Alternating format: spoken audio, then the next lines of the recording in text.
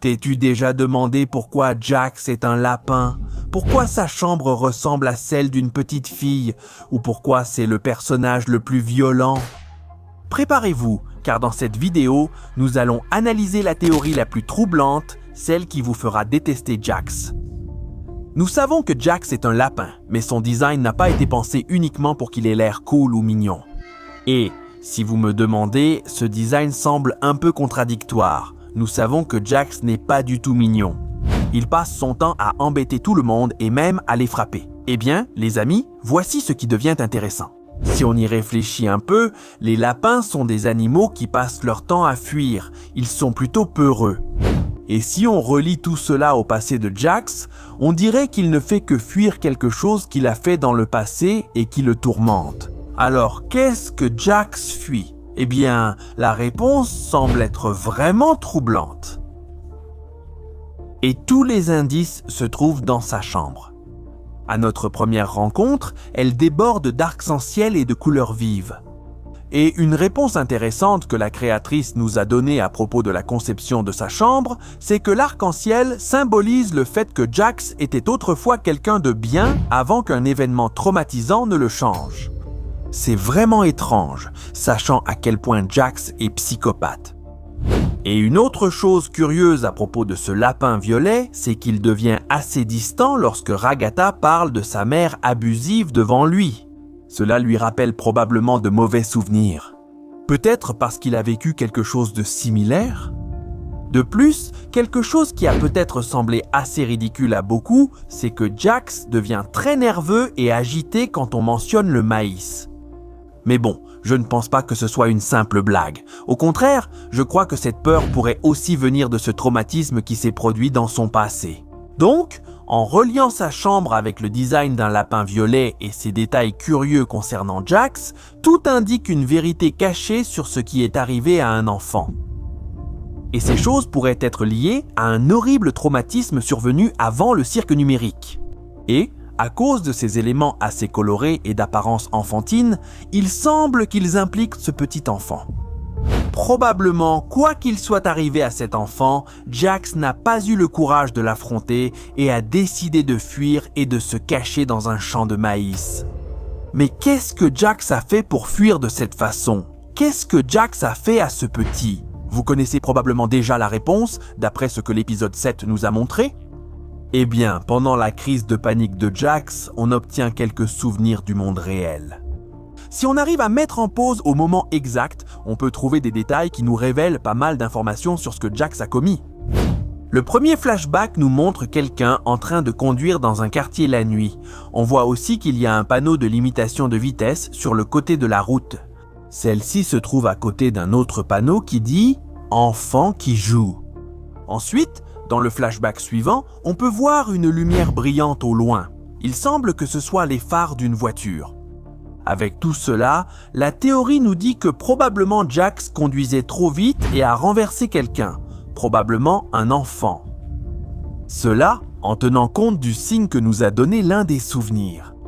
Eh bien, si l'on prend en compte que sa chambre ressemble à celle d'une petite fille et que son apparence ressemble à une peluche, tout commence à avoir beaucoup de sens. Alors, Jax a-t-il renversé une petite fille et tout le cirque est là pour le lui rappeler? Tout porte à croire que oui, les amis. Parce que, connaissant Jax, il a probablement paniqué en voyant qu'il avait renversé une petite fille, et au lieu de l'aider, il est simplement parti et a abandonné cet enfant. C'est probablement ce souvenir qui le hante le plus. C'est pour ça que, lorsqu'il est entré dans le cirque, il l'a fait sous la forme d'un lapin violet. Probablement parce que la petite fille avait une peluche similaire au moment où Jax l'a renversée.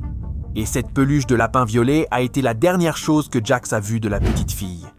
Et ainsi, cela expliquerait pourquoi sa chambre est remplie d'arc-en-ciel et de très jolies couleurs. En plus, si on regarde de près les chambres des autres personnages, elles sont toutes conçues pour le tourmenter. La chambre de Zooble est remplie de miroirs et elle doit supporter de se voir constamment et de gérer sa dysmorphie corporelle. Donc, Jax devrait faire face à toutes ces choses de petite fille qui lui rappellent la plus grande erreur de sa vie. Mais ce n'est pas tout. Il y a une autre façon de voir tout cela qui, quand on y pense bien, devient encore plus horrible. Non seulement Jack s'est enfui après ce qui s'est passé, mais en plus, après l'impact, il y a aussi eu une collision. Quelque chose d'assez fort pour laisser son corps dans le monde réel complètement inutilisable. C'est déjà une tragédie cauchemardesque parce que dans ce cas, le cirque ne serait pas seulement une échappatoire émotionnelle, ce serait littéralement la seule chose qui le maintient conscient. Dans l'épisode 7, on nous avait déjà laissé un indice clé avec l'histoire des capsules de C et A où les corps restent en vie pendant que l'esprit est à l'intérieur du cirque. Ce n'est pas simplement une coïncidence, c'était plutôt une façon de maintenir ces corps en vie. Et quand tu fais le lien avec Jax, des choses qui semblaient étranges auparavant commencent à avoir du sens. Par exemple, sa façon de parler. Ou plutôt de ne pas parler. Il n'ouvre presque jamais la bouche. Sa bouche est toujours fermée, comme si ce n'était pas seulement une question de design, mais une limitation. Et c'est là que la théorie devient vraiment étrange. Parce que si son vrai corps est endommagé, s'il dépend d'une forme d'assistance respiratoire, alors son avatar pourrait refléter cela. Pas de façon littérale, mais de façon symbolique. Comme si, même à l'intérieur du cirque, il y avait des choses qu'il ne pouvait plus faire, ce qui, dans ce cas, serait d'ouvrir la bouche. Ou que pensez-vous de cette blague récurrente où on lui arrache la peau ? Peut-être qu'avec ce choc si violent, Jax a eu une sorte de brûlure ou quelque chose qui l'a laissé avec des parties sans peau. Maintenant, avec ce qu'on a vu dans l'épisode 8, on dirait que le cirque ne les retient pas vraiment, c'est plutôt qu'il est clairement construit pour les garder là pendant que quelque chose d'autre se passe à l'extérieur. Ce ne sont pas de simples accidents. En fait, quelqu'un ou quelque chose contrôle tout ça. Et ça rend la situation de Jax encore pire, parce que ce n'est plus seulement quelqu'un qui se cache, c'est peut-être quelqu'un qui ne peut même pas revenir, même s'il le voulait. Alors, si tu mets tout ça ensemble, la théorie devient la suivante. Jax fait quelque chose d'irréversible. Il panique, il s'enfuit, il trouve une issue et il la prend sans réfléchir. Mais cette issue ne le libère pas, elle l'enferme dans autre chose, un endroit qui lui rappelle constamment ce qu'il a fait, tandis que son corps dans le monde réel reste piégé, maintenu artificiellement par des machines.